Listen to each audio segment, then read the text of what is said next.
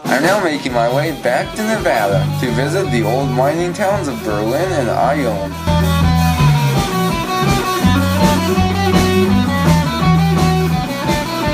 Spending all my time paying back, getting what I can, but another heart attack. My body is a beast of wax. It's magic. I have to get a job and a grind. Do what I can to afford a better life, but I'm still driving the night all the time.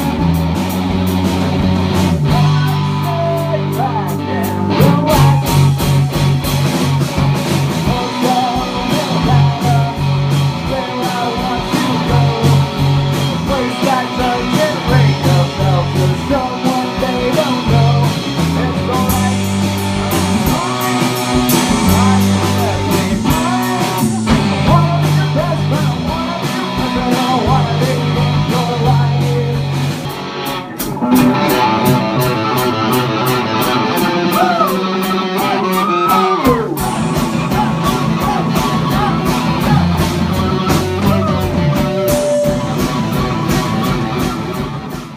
We've just arrived in Berlin-Ichthyosaur State Park, but it's a bit late in the day, so we're just gonna set up camp. We managed to find a proper campsite this time, and we'll explore the park first thing tomorrow morning. This place is a lot nicer than I expected. I wasn't expecting a juniper forest, I was expecting a sagebrush desert, but this is much nicer.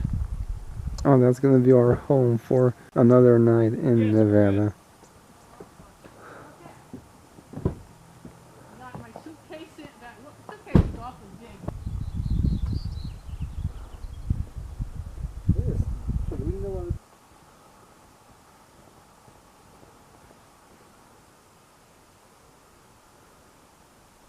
Good morning.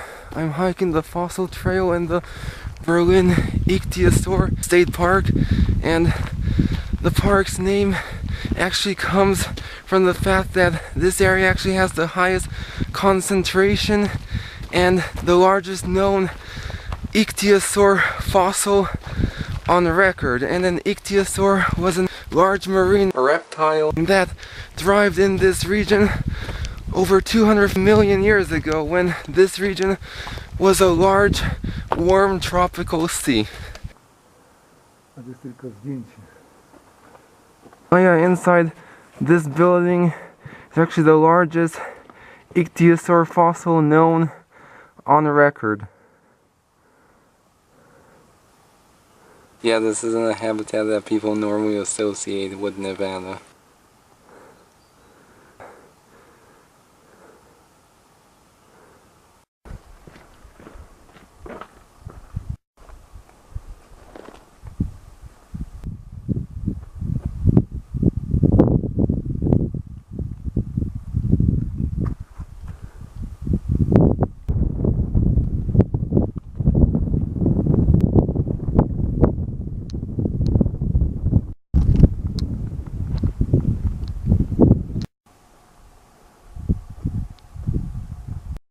Co jest niehistoryczne? 17 jest Indian Camp, to jest...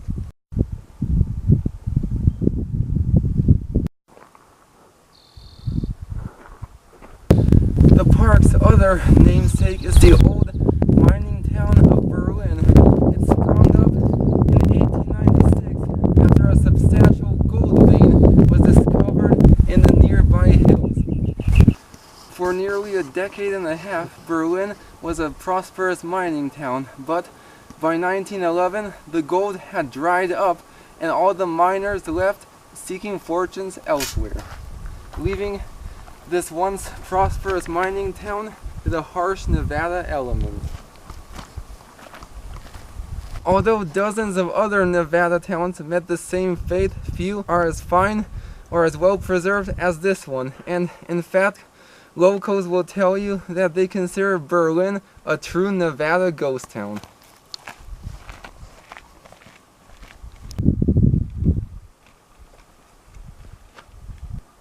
Alright, here we have the remains of the original Berlin mill.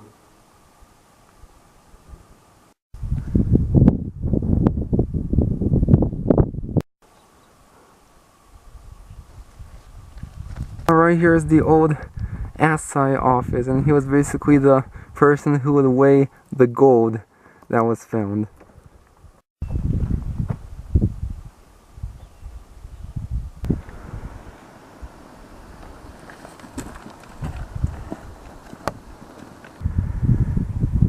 Yeah, what's really cool is that these homes have been left exactly the same when they were abandoned in 1911, so it's like time has completely stopped here. This is Philips.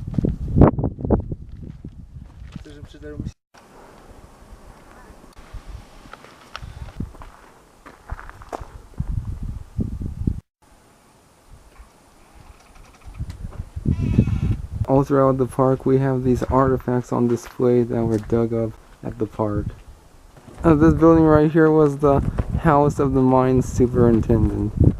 Inside the building, right? Yes. There's only but it's not like you're walking on the trail and some fossil on the No, side. you can still find them on the trails. Ah, but there is not. As long as it's an invertebrate, you're allowed to keep it. Yeah.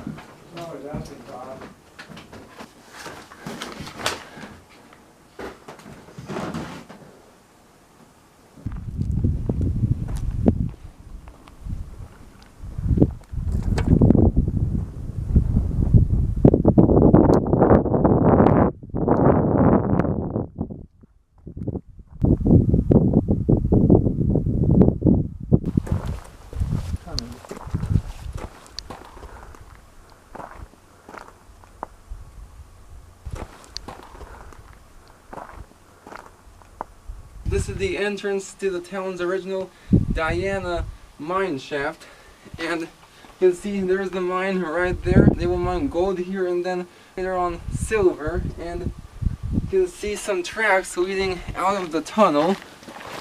And if you follow me over here, walk along these tracks, and right back there you can see the old mine cart that they would use to haul out whatever they found. It was mainly iron ore that contained silver and gold, and then later they would take it down to the mill to process it to get the silver and gold out. A, my nie musimy jechać tam dalej, Brian. Tu jest skrót. Yeah, this is the kind of rock, it's mostly quartz right here, but this is the kind of rock that they would take out of the mine, and it sometimes contains silver and gold.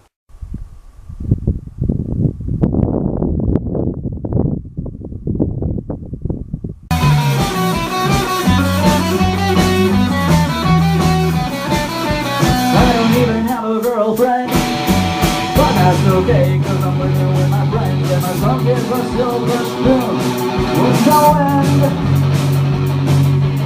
You can check out anytime, but you can never leave. But I left that shit and I got a job in the old country.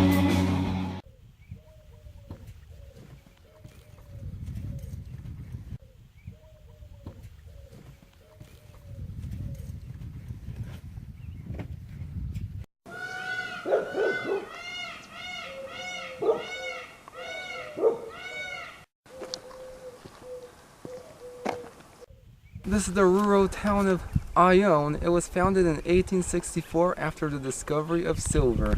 At first, as many as 600 people lived and worked in this prosperous town. But only after a year, nearby Belmont became the place to be, and Ione's population greatly declined. The town saw a brief resurgence in the 1890s with the construction of a new stamp mill, and then again in 1912 with the discovery of cinnabar. That resurgence lasted just 2 years. By 1914, the town was once again deemed unprofitable. A small population remained and continued to extract mercury up until the 1930s. In 1959, the town's post office closed for good, but was never officially abandoned, and around 40 residents still legally own property here in Ione. By some miracle, Ione managed to escape the fate of so many other Nevada mining towns. And for that reason, it has come to be known as the town that refused to die. Today, thanks to a small population, the town of Ione looks virtually unchanged. And here time virtually stands still. Yeah, I read that this town is completely abandoned, but it looks like there was a few people still living here.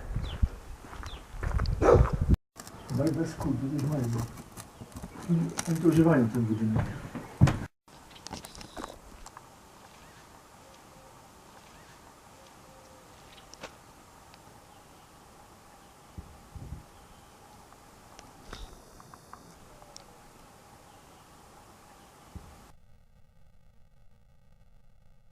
Kopalni na taki slajd, kopalni.